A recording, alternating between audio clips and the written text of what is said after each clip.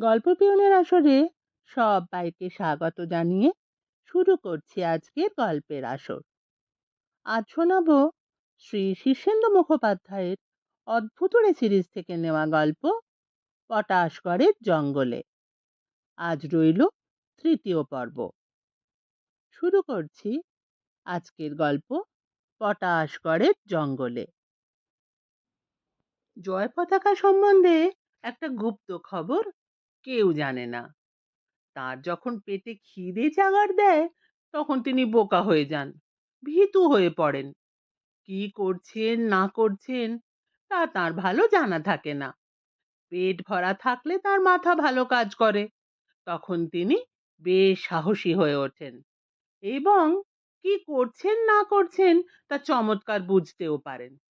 কিন্তু যেদিন তিনি মনের মতো খাবার পরম আহ্লাদ ও তৃপ্তির সঙ্গে খেয়ে ওঠেন, সেদিন জয় পতাকার মাথা প্রায় আইনস্টাইনের সমকক্ষ হয়ে ওঠে। তিনি প্রচণ্ড সাহসী হয়ে পড়েন এবং দূর ভবিষ্যৎ পর্যন্ত দেখতে পান। তবে খাবারটা যতক্ষণ পেটে থাকে ততক্ষণ। আজ দুপুরে যদি চমৎকার একটি ভোজ না খেতেন, তাহলে কি তিনি কালুর মতো দুরন্ত ভয়ঙ্কর ষাঁড়ের মুখোমুখি দাঁড়াতে পারতেন দুঃসাহসে ভর করে?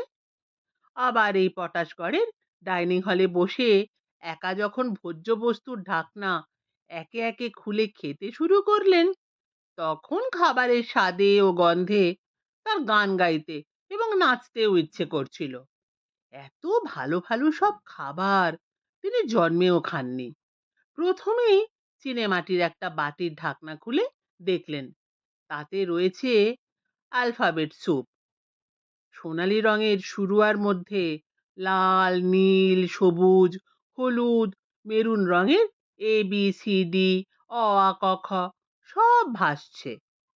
চামচ দিয়ে উষ্ণ স্যুপ থেকে একটা তুলে মুখে দিতেই তার জিভ যেন আনন্দে উলু দিয়ে উঠল। স্যুপটা শেষ করে তিনি স্বর্গীয় স্বাদের আরো নানা খাবার চেখে এবং খেয়ে দেখতে লাগলেন। মুশকিল হলো এসব খাবার তিনি জন্মেও খাননি। এসব কি ধরনের খাবার তাও তিনি বুঝতে পারলেন না। আমিষ না নিরামিষ তাও বুঝবার কোনো উপায় নেই, কিন্তু স্বাদ অতুলনীয়। যতই খেতে লাগলেন ততই ভয় কেটে যেতে লাগলো। মাথা পরিষ্কার ও বুদ্ধি ক্ষুরোধার হয়ে উঠতে লাগলো এবং তার কি করা উচিত এবং উচিত নয় তা স্পষ্ট বুঝতে পারলেন। তিনি বুঝতে পারলেন এখন তার এক নাগাড়ে খেয়ে যাওয়া উচিত। তিনি কোনো দিকে না তাকিয়ে মাথা নিচু করে খেয়ে যেতে লাগলেন। প্রায় 40 মিনিট খাওয়ার পর বুঝলেন তার পেট খুবই আপত্তি জানাচ্ছে, হাউসফুল, আর কিছু ঢুকবার জায়গা নেই। জয় পতাকা একটা বড় একটা মেজো এবং ছোট ঢেকুর পর্যায়ক্রমে তুললেন।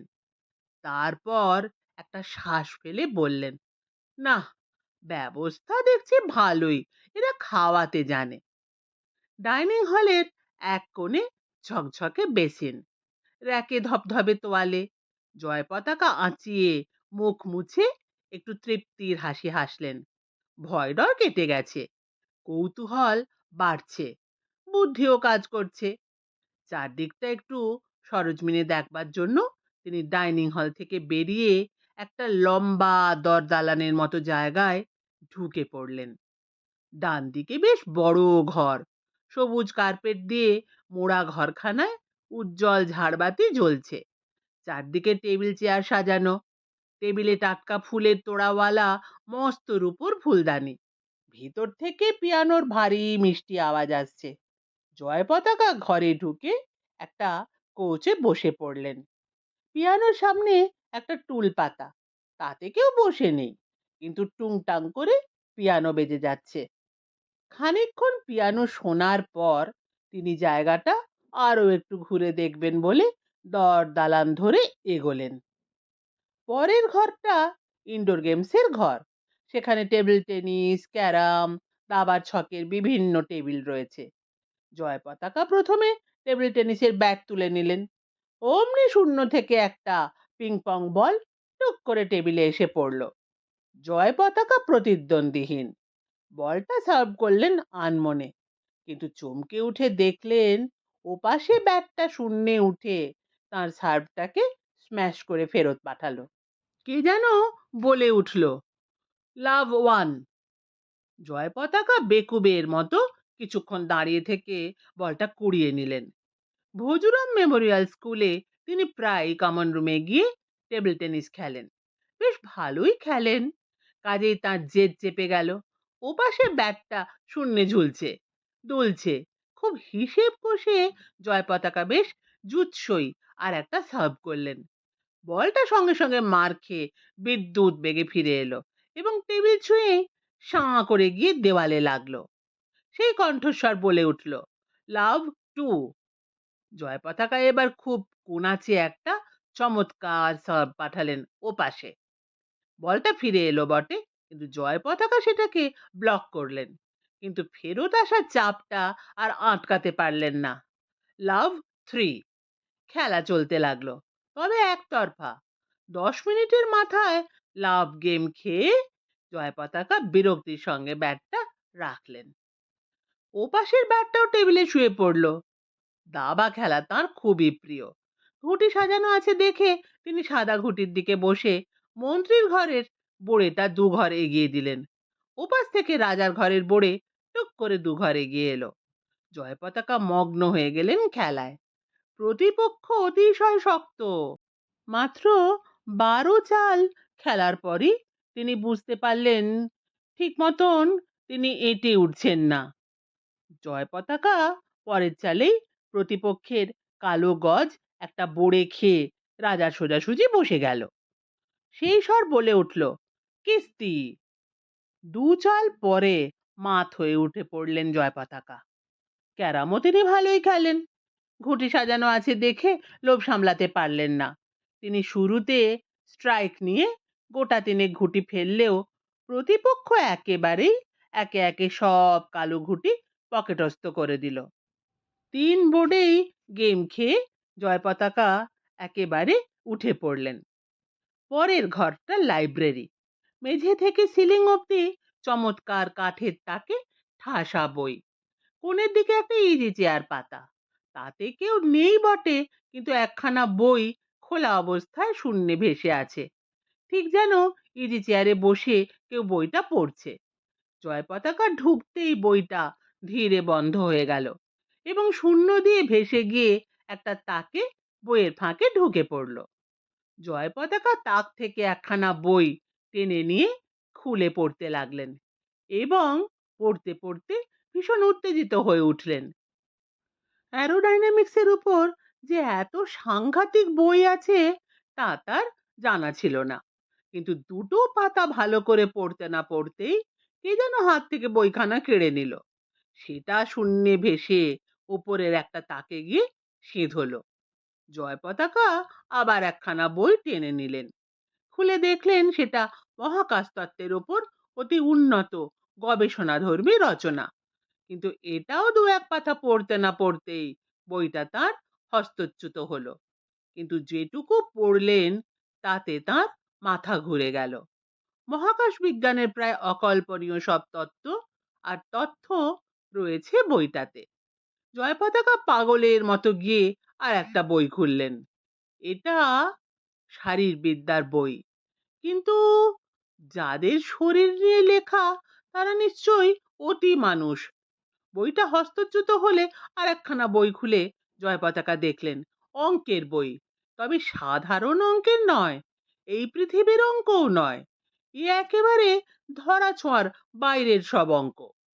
যা দেখছেন জয় পতাকা তার কোনোটাই তার বিশ্বাসযোগ্য মনে করতে পারছেন না।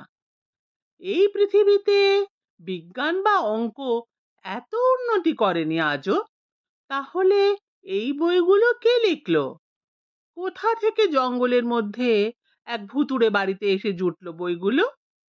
ভাবতে ভাবতে মাথা গরম হয়ে গেল জয় পতাকার। হাত পা থরথর করে কাঁপতে লাগলো উত্তেজনায়। এতক্ষণ যা কিছু ঘটেছে তাতে ভয় বা উত্তেজনার কারণ ছিল বটে, কিন্তু জয় পতাকা তা গ্রাহ্য করেননি। কিন্তু এই লাইব্রেরিতে ঢুকে যা অভিজ্ঞতা হলো, তাতে তার আবার মাথা গুলিয়ে গেল। মাথা গুলিয়ে গেলেই তার খিদে পায়, এবং খিদে পেলেই তিনি অগ্রপশ্চাৎ বিবেচনা শূন্য হয়ে পড়েন। তিনি বড় বড় চোখে চারদিক চেয়ে অস্ফুট গলায় বললেন, ভূত, ভূত, ভূত ছাড়া এসব আর কিছুই নয়। এসবই মায়া, চোখের ভুল, ভীমরতি, পাগলামি, চালাকি, ধোঁকাবাজি, জোচ্চুরি। আর একটা বই তাক থেকে নিয়ে তাড়াতাড়ি খুললেন জয় পতাকা। জীবজন্তু বিষয়ক বই, অনেক ছবি, কিন্তু একটাও জীবজন্তু তিনি চিনতে পারলেন না। সবচেয়ে বড় কথা, জন্তুগুলি যেসব বনভূমিতে বিচরণ করছে, তার গাছপালাও জয় পতাকার চেনা নয়। জন্তুদের নামগুলো অদ্ভুত বলে মনে হলো তার।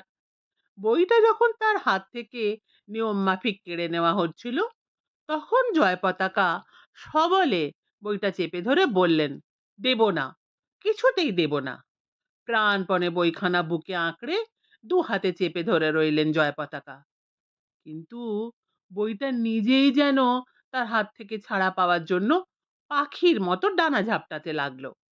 ডানা বলতে আসলে দুটো মলাট। বইয়ের সঙ্গে কুস্তি করতে হবে, এই কথা জয় পতাকা স্বপ্নেও কখনো ভাবেননি। কিন্তু সেই অমন কুস্তি আজ তাকে করতে হচ্ছে। প্রাণ পড়ে চেপে ধরা সত্ত্বেও বইটা নিজেই যেন গোঁত খেয়ে একসময় ঠিকই বেরিয়ে গেল, আর তার ধাক্কায় মেঝের ওপর ছিটকে পড়ে গেলেন জয় পতাকা। কোমরে বেশ ব্যথা পেয়েছেন, তবু ধীরে ধীরে তিনি উঠে দাঁড়ালেন। লাইব্রেরির চারদিকে অবিশ্বাসের চোখে চেয়ে দেখতে লাগলেন।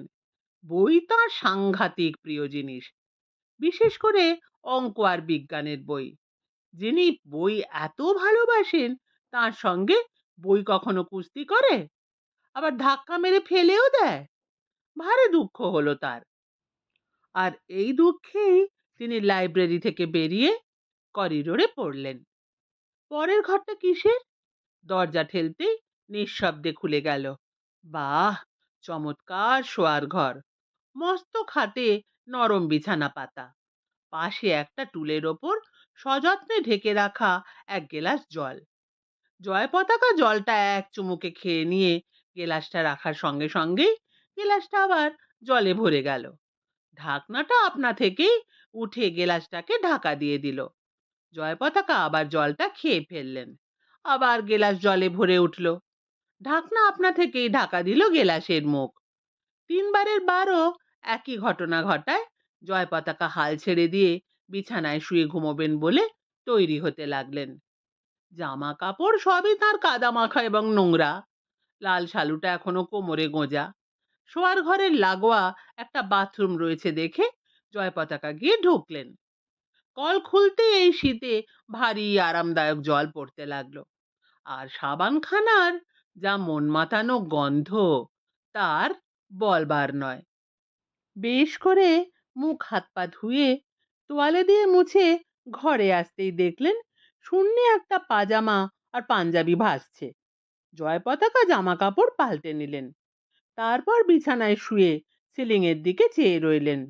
যথেষ্ট ধকল গেছে, তার তখন ঘুমোনো উচিত, কিন্তু ঘুম আসছে না। জয় পতাকা একটু এপাশ ওপাশ করলেন। হঠাৎ তার মনে হলো, ঘুম তার আর মোটেই আসবে না। শরীর যথেষ্ট ঝরঝরে। তার মনে হচ্ছে কোনো এক ফাঁকে তিনি অন্তত 7-8 ঘন্টা ঘুমিয়ে নিয়েছেন। শরীর যথেষ্ট বিশ্রাম পেয়েছে, আর শুয়ে থাকার কোনো মানেই হয় না। তিনি কখন ঘুমোলেন তা তিনি মোটেই ভেবে পেলেন না। তবে তিনি বিছানা থেকে উঠে চটি জোড়া পায়ে দিয়ে বেরোতে গিয়েই থমকে দাঁড়ালেন। চটি জোড়া এলো থেকে? অবশ্য ভেবে লাভ নেই, সবকিছুই তো শূন্য থেকেই আসছে। কোনো উপকারী ভূত নিশ্চয়ই। আর ভূত যদি উপকারী হয়, তবে তাকে খামোখা ভয় পাওয়ারও মানে হয় না। কিন্তু চটি জোড়া পায়ে দিয়ে তার একটু মুশকিল হলো।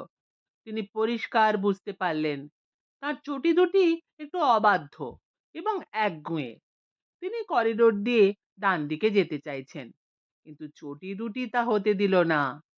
তাকে অন্যদিকে হাঁটতে বাধ্য করতে লাগলো। এ বাড়ির কিছুই জয়পতাকা চেনেন না। চটি যদি তাকে পথ দেখিয়ে নিয়ে যায় তো ক্ষতি কি? তিনি প্রথমে কয়েকবার চটি দুটিকে নিজের মতো চালানোর চেষ্টা করে হাল ছেড়ে দিলেন। চটি তাকে তাদের ইচ্ছে মতো নিয়ে যেতে লাগলো। দরদালান থেকে বেরোনোর একটা দরজা খোলা রয়েছে। চটি তাকে সেই দরজা দিয়ে আর একটা গলির মতো জায়গায় এনে ফেললো। গলিটা বেশ মসৃণ, একটা বাঁক খেয়ে অপর দিকে উঠে গেছে। উঠতে বিশেষ পরিশ্রম করতে হলো না জয়পতাকাকে। চটি জুতোই তার পরিশ্রম ভাগাভাগি করে নিল। একটা খোলা ছাদে এসে তিনি একটা পুরনো আমলের লম্বা ও সরু দূরবীনের সামনে থামলেন। বলা ভালো সেখানেই তাকে থামানো হলো। এরকম দূরবীন আগেকার দিনে জাহাজের ক্যাপ্টেনরা ব্যবহার করতেন। জয় পতাকা দূরবীনে চোখ রাখলেন। চারদিকে ম্লান জ্যোৎস্নায় ভুতুড়ে বালিয়াড়ি, তারপরে ঘন জঙ্গল। কিন্তু আশ্চর্যের বিষয়, তিনি দূরবীনের ভিতর দিয়ে স্পষ্ট এবং পরিষ্কারভাবে সব দেখতে পাচ্ছেন। এই সামান্য আলোয় গাছপালা সব কালো দেখার কথা, কিন্তু জয় পতাকা গাছের সবুজ রঙও দেখতে পাচ্ছিলেন। খুঁটিনাটি অনেক কিছুই তার নজরে পড়ল। একটা হনুমান বসে বসে ঘুমোতে ঘুমোতে নিজের পেটটা খসখস করে চুলকে নিল। একটা কালো সাপ পাখির বাসায় ঢুকে পাখির ছানা গিলে ফেললো। একটা বাঘ নানা কথা ভাবতে ভাবতে একটা শিমুল গাছে গা ঘষতে নিয়ে একটা ঢেকুর তুললো। দূরবীনটা খুবই শক্তিশালী, তাতে সন্দেহ নেই, কিন্তু পৃথিবীতে যে এরকম দূরবীন আবিষ্কৃত হয়েছে সেটাই জয় পতাকার জানা ছিল না। অন্ধকারে দেখার জন্য ইনফ্রারেড দূরবীন তৈরি হয়েছে, জয় পতাকা জানেন, কিন্তু তা দিয়ে এরকম পরিষ্কার দেখা সম্ভব নয়। অথচ এই দূরবীনটা দেখতে দাঁড় টানা জাহাজে ব্যবহৃত দূরবীনের মতো। জঙ্গলের নানা দৃশ্য দেখতে দেখতে হঠাৎ জয় পতাকার চোখে পড়ল তিনজন বুড়ো মানুষ গুঁড়ি মেরে মেরে ঝোপঝাড় ভেঙে এদিকেই আসবার চেষ্টা করছে। তিনজনকেই এক লহমায় চিনে ফেললেন জয় পতাকা। একজন তার দাদু জয়ধ্বনি, একজন পুরপিতা ব্যোমকেশ বাবু, তৃতীয় জন শ্যাম লাহিড়ী। সবার আগে শ্যাম লাহিড়ী, তার পিছনে ব্যোমকেশ, তার পিছনে জয়ধ্বনি, এবং জয়ধ্বনির পিছনে একটা ডোরা কাটা বাঘ। বাঘটাকে জয়ধ্বনি দেখতে পাননি। জয় পতাকা আতঙ্কিত হয়ে চেঁচিয়ে উঠলেন, দাদু! আশ্চর্যের বিষয়, জয়ধ্বনি ওই চিৎকার শুনতে পেলেন এবং চমকে উঠে বললেন, ওই তো আমার নাতি। শ্যাম লাহিড়ীও শুনতে পেয়েছেন, তিনিও থমকালেন। ব্যোমকেশ একগাল হেসে বললেন, তাহলে তো সমস্যা মিটেই গেল, কালই দুটো মিটিং। জয় পতাকা ফের চেঁচালো, দাদু, পিছনে বাঘ! জয়ধ্বনি ভারী অবাক হয়ে পিছনে তাকিয়ে একেবারে বাঘটার মুখোমুখি পড়ে গেলেন। বাঘ ও জয়ধ্বনি দুজনেই একটু অপ্রস্তুত। প্রথমটায় সে লজ্জায় মাথা নামিয়ে ফেললেও গা ঝাড়া দিয়ে লাফানোর জন্য গুঁড়ি মারল। শ্যাম লাহিড়ী পকেট থেকে রিভলভারটা বের করে উপর দিকে একটা গুলি ছুঁড়লেন। সেই শব্দে বাঘটা বিরক্ত হয়ে একবার জয়ধ্বনিকে একটু মুখ ভেঙচে সামান্য খুঁড়িয়ে খুঁড়িয়ে ছুটে পালালো। এমনিতে বাঘ নরখাদক নয় বটে, কিন্তু আহত বা অক্ষম হলে তারা বাধ্য হয়ে সর্বভুক হয়। বাঘ দেখে এবং পিস্তলের শব্দ শুনে ব্যোমকেশ বাবু শ্যাম লাহিড়ীকে এমন চেপে ধরেছিলেন যে আর ছাড়বার নামটি নেই। শ্যাম লাহিড়ী বিরক্ত হয়ে বললেন, করো কি হে ব্যোমকেশ, অমন চেপে ধরলে যে বাঘটা গেলে আর গুলিও চালাতে পারবো না। ব্যোমকেশ লজ্জিত হয়ে ছেড়ে দিয়ে বললেন, না না, আপনার মতো বীর পুরুষ সঙ্গে থাকলে আর ভয় কি। তবে কি না, ইনফ্যাক্ট বাঘটা জয়ধ্বনি দাদাকে প্রায় সাবার করেই ফেলেছিল, কি বলেন? হ্যাঁ? জয়ধ্বনি একটু খেঁচিয়ে উঠে বললেন, তাতে তোমার ভালোই হতো, বাঘ আমাকেই চিবোতে থাকতো, তোমরা বেঁচে যেতে। ব্যোমকেশ বিষণ্ণ হয়ে বললেন, আমার মরবারও জো নেই কি না, কাল দুটো মিটিং। মিটিং এর কথা যদি ফের উচ্চারণ করো তো এই লাঠি তোমার মাথায় পড়বে। জি আজ্ঞে, বলে ব্যোমকেশ চুপ করে গেলেন। জয়ধ্বনি শ্যামলাহেরির দিকে তাকিয়ে বললেন, কিন্তু আমি যে আমার নাতির গলা শুনলুম, কি হলো বলো তো? শ্যামলাহেরি বললেন, আমিও শুনেছি। ব্যোমকেশ বললেন, আমিও। জয় পতাকা চেঁচিয়ে উঠে হাত নেড়ে বললেন, এই যে আমি এখানে। জয়ধ্বনি চমকে উঠে বললেন, ওই আবার, এই যে দাদু ভাই, আমি যাচ্ছি তোমার কাছে, ভয় পেও না, চুপটি করে দাঁড়িয়ে থাকো। কিন্তু জয় পতাকা বুঝতে পারছিলেন, কাছে দেখালেও তার দাদু এবং তার সঙ্গীরা এখনো অনেকটা দূরে, জলার ওধারে। কি করে যে অত দূরের কথা শোনা যাচ্ছে তা জয় পতাকা বুঝতে পারলেন না। তবে দেখলেন তিন বুড়ো জলার কাছে এসে দাঁড়িয়ে গেছেন। তিনজনেই জলার সামনে এসে পরস্পর মুখ চাওয়াচাওয়ি করতে লাগলেন। জলে নামা এবং জলাপার হওয়া তাদের পক্ষে একটু শক্ত। জয় পতাকা হঠাৎ লক্ষ্য করলেন, তার দূরবীন থেকে হঠাৎ যেন সার্চ লাইটের মতো একটা আলো ছুটে গিয়ে তিনজনের পায়ের কাছে পড়ল। দেখা গেল জলার মধ্যে একটা সরু আলোকিত পথ ফুটে উঠেছে। আগু পিছু হয়ে অনায়াসে চলে আসা যায়। তিনজনে একটু স্তম্ভিত হয়ে রইলেন। তারপর শ্যামলাহেরি চাপা স্বরে বললেন, জয়ধ্বনি, বলেছিলুম কি না এই জঙ্গলে অনেক কিছু হয়? জয়ধ্বনি বললেন, দেখতেই পাচ্ছি ভায়া, কিন্তু না গিয়েও তো উপায় নেই। ব্যোমকেশ কথাটা সায় দিলেন, যথার্থ বলেছেন। ইনফ্যাক্ট জয় পতাকাকে পাওয়া না গেলে কালকের দুটো মিটিংই বরবাদ হয়ে যাবে। ইনফ্যাক্ট আমি তো সংবর্ধনার বদলে শোক সভা করব বলে একরকম ঠিক করেই ফেলেছিলাম। জয়ধ্বনি লাঠিটা তুলে নামিয়ে নিয়ে বললেন, না, তোমাকে এখন মারবো না, আগে জয় পতাকার সঙ্গে দেখা হোক, তারপর তোমার ব্যবস্থা।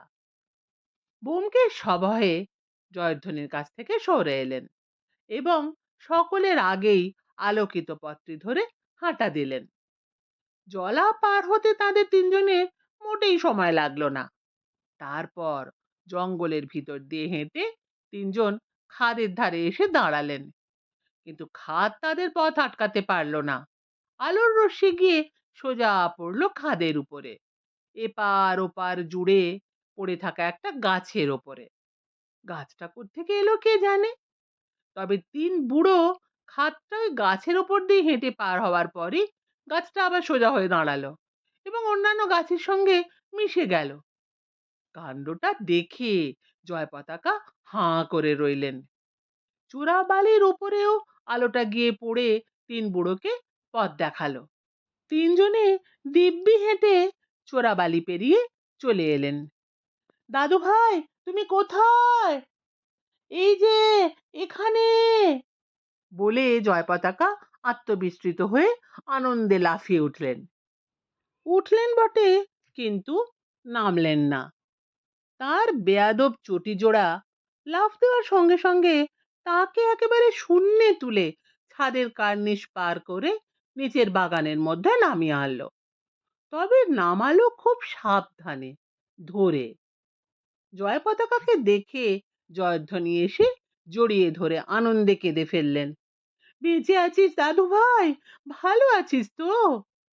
ইনফ্যাক্ট বাঘের পেটে যে যাওনি বাবা, সেটাই যথেষ্ট। গেলে খুব বিপদ ছিল। কাল তোমাকে নিয়েই দুটো মিটিং, স্বয়ং ডিস্ট্রিক্ট ম্যাজিস্ট্রেট আসছেন সভাপতি হয়ে। শ্যাম লাহিড়ির মুখখানা খুবই গম্ভীর। তিনি চারদিকটা টর্চ ফেলে দেখবার চেষ্টা করছিলেন, তার দরকার হলো না। হঠাৎ এক ঝাঁক উজ্জ্বল আলোয় চারদিকটা ভারী স্পষ্ট হয়ে উঠল। জয়ধ্বনি চোখের জল মুছে বললেন, এটা কিরকম জায়গা দাদু ভাই? জঙ্গলের মধ্যে কার এমন সুন্দর বাড়ি? শ্যাম লাহিড়ী একটা শ্বাস ফেলে বললেন, এই সেই পটাশ ঘর হে জয়ধ্বনি, জায়গাটা ভালো নয়। ভালো নয় মানে? দিব্যি জায়গা। যা দেখছো এসব কিছুই সত্যি নয়, ভ্রান্তি মাত্র। তোমার মাথা।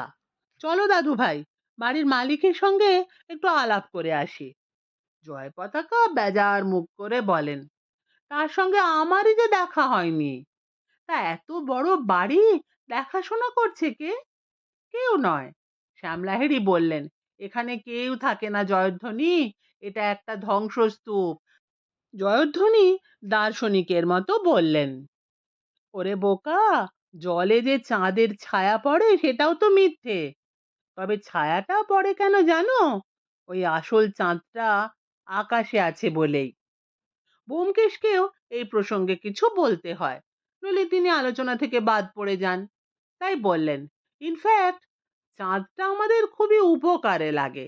জ্যোৎস্না রাতে আমরা শহরের রাস্তার আলোগুলো নিভিয়ে দিয়ে অনেক কারেন্ট বাঁচাই। জয়ধ্বনি কটমট করে ব্যোমকেশের দিকে চেয়ে বললেন, যা বোঝো না তা নিয়ে কথা বলবে না বলে দিচ্ছি। ব্যোমকেশ জয়ধ্বনির লাঠিটার দিকে সভয়ে চেয়ে দুপা পিছিয়ে দাঁড়ালেন। তারপর জয় পতাকার দিকে চেয়ে গদগদ স্বরে বললেন, তুমি আমাদের গৌরব যে কি পরিমাণে বাড়িয়ে দিয়েছো তা বলে শেষ করা যায় না। সামনের বছর ভজুরাম মেমোরিয়াল স্কুলে হুড় হুড় করে ছেলেরা ভর্তি হবে। কাল তোমাকে আমরা বিরাট করে নাগরিক সংবর্ধনা দিচ্ছি। বাঘা যতীনের পর বাঙালি আর এরকম বীরত্ব দেখাতে পারেনি। ইনফ্যাক্ট তোমাকে আমরা বৃষবিলাসী উপাধিও দেব। বৃষবিলাসী জয় পতাকা চমৎকার হবে, কি বলো? তবে কাজটা যে তুমি খুব ভালো করেছো এমনও বলা যায় না। শত হলেও কালু হচ্ছে শিবের বাহন, তার পিঠে চাপাটা তোমার পক্ষে একটু বাড়াবাড়ি হয়ে গেছে। ভবিষ্যতে এ ব্যাপারে তোমাকে সতর্ক হতে হবে। ঘোড়ার পিঠে চাপো, মোষের পিঠে চাপো, গাধার পিঠে চড়তেও বাধা নেই, কিন্তু ষাঁড় নেভার। অনেক ধর্মপ্রাণ নরনারী ভয়ঙ্কর চটে গেছে। আমি হচ্ছি পুরপিতা, সোজা কথায় শহরের বাবা, সকলেরই বাবা। আমাকে সকলের প্রতি পক্ষপাত শূন্য হয়ে নজর রাখতে হয়। জয়ধ্বনি তেড়ে এসে লাঠি উঁচিয়ে বললেন, থামবে কি না? হ্যাঁ, যে আজ্ঞে। তবে সত্যি কথা বলতে আমি কখনো ভয় খাই না। নিকুচি করেছে তোমার সত্যি কথার। দুজনের মধ্যে দিব্যি একটা তর্কাতর্কি বেঁধে গেল। শ্যামলাহেরি জয় পতাকাকে একটু দূরে টেনে নিয়ে গিয়ে বললেন, ব্যাপারটা কি বলতো? এ বাড়িতে কারা আছে? কেউ নেই, তবে আলো টালো জ্বলছে কি করে? অনেক ভেবেও কিছু বুঝতে পারছি না। ভিতরে এমন বন্দোবস্ত যে মনে হয় মানুষের বসবাস আছে, কিন্তু কেউ নেই। অথচ অথচ কি, সবকিছু আপনা থেকেই হয়ে যাচ্ছে। তুমি ভয় পাওনি? ভয়ও পেয়েছি, আবার ভয়টা একসময় কেটেও গেছে। আমার মনে হচ্ছে কিছু একটা দেখানোর জন্যই যেন আমাকে এখানে টেনে আনা হয়েছে। শ্যামলাহেরি চোরাবালির পরীক্ষার দিকে অন্যমনস্কভাবে চেয়ে থেকে বললেন, ফিরে যাওয়ার পথ জানো? জয় পতাকা মাথা নেড়ে বললেন, না, একটা শেয়াল আমাকে পথ দেখিয়ে নিয়ে এসেছিল। আমরা এলাম একটা আলোকে অনুসরণ করে। হ্যাঁ, ছাদ থেকে দূরবীন দিয়ে আমি সবই দেখেছি। শ্যামলাহেরি গম্ভীর গলায় বললেন, এই জায়গা সম্পর্কে আমার ধারণা ভালো নয়। তুমি যে এখানে এসেও নিরাপদে আছো তা দেখে নিশ্চিন্ত হচ্ছি। আবার অন্যদিকে দুশ্চিন্তাও হচ্ছে, আজ অব্দি পটাশগড় থেকে কেউ ফেরেনি। বলেন কি? আমি বেশ কয়েকজনকে জানি। ঠিক এই সময়ে হা হা করে সেই দুষ্টু বাতাসটা বালিয়াড়ির ওপর দিয়ে বয়ে গেল।